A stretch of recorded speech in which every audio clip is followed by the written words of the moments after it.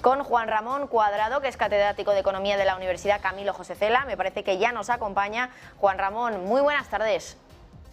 Bueno, pues me parece que Juan Ramón no está con nosotros. Vamos a intentar conectar con nuestro siguiente invitado, Marc Ribes, que es cofundador y CEO de BlackBerry, que también nos va a ayudar a analizar un poco la situación de los mercados. Marc sí que está con nosotros. Marc, muy buenas. Muy buenas tardes. Bueno, ¿cómo ves la situación en el día de hoy? Parece que desde que ayer se pronunció el Banco de Inglaterra, aunque decepcionando podríamos decir a los mercados, porque ni hubo reunión de emergencia ni subida de tipos, solo mencionó la situación en la libra y dijo que la iba a monitorizar y a evaluar en la siguiente reunión, ya dentro de semanas, en noviembre.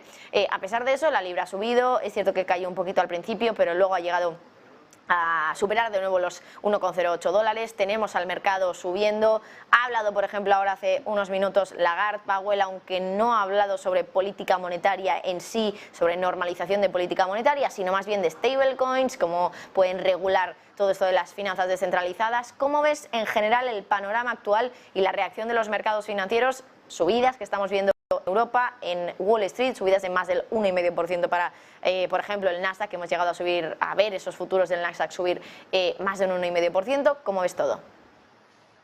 Bueno, la verdad que estamos en un momento en el que yo creo que está todo supeditado a lo que iremos viendo de los bancos centrales. Fíjate que hoy habríamos todos expectantes de qué nos diría Lagarde, y la verdad que es que lo que estamos viendo en el transcurso del mercado y en estas declaraciones son absolutamente irrelevantes para el mercado, ¿no?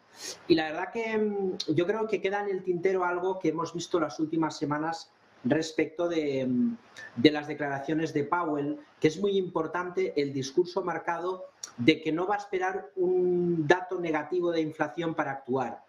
Él ha declarado que va a estar muy pendiente de los datos de inflación en repetidas ocasiones para desescalar esta normalización monetaria, porque quiere aprender los errores del pasado y sobre todo haciendo referencia a Paul Volcker y a Bernanke, en el sentido de que hay que actuar con determinación, mirar el mercado laboral, que yo creo que ahí va a estar un poco la clave de si ahora los mercados pierden este soporte que ahora mismo están atacando o no.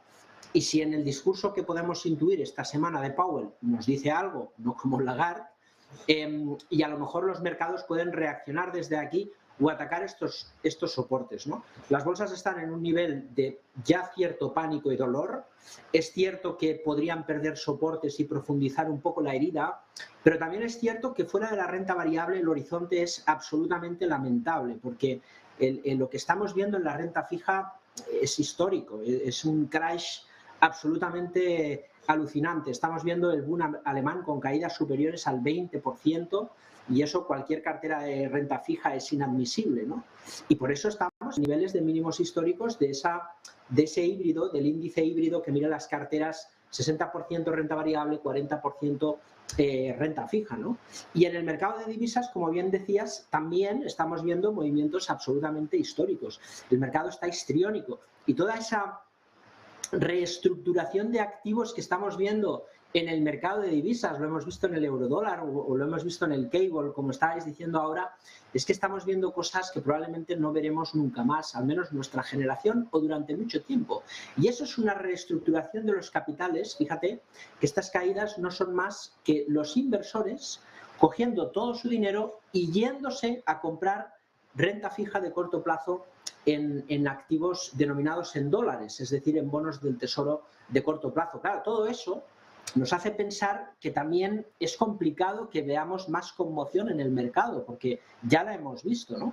Y lo hemos visto también en la renta variable, en la parte de lo que es la disrupción, esa burbuja que yo creo que la podemos ver con el famoso ETF de Cathie Woods, el ARKK, que fíjate que no, aquí ya no hablamos de un 25-35%, estamos hablando de un 80% de caída de la renta variable. Es decir, hay muchas cosas que ya podemos decir se han saneado y luego queda en el tintero si esa inflación realmente va a provocar ese aterrizaje suave y el escenario positivo de techo de inflación, fin del mercado bajista, o tenemos un encrudecimiento de la guerra que puede tensionar más las bolsas en su pérdida de soporte. Pero Powell ya ha dicho que no va a ser laxo a la hora de normalizar, porque el mercado laboral, fíjate, tiene más demanda qué oferta. Y esa solidez le da manga ancha para continuar subiendo tipos de interés.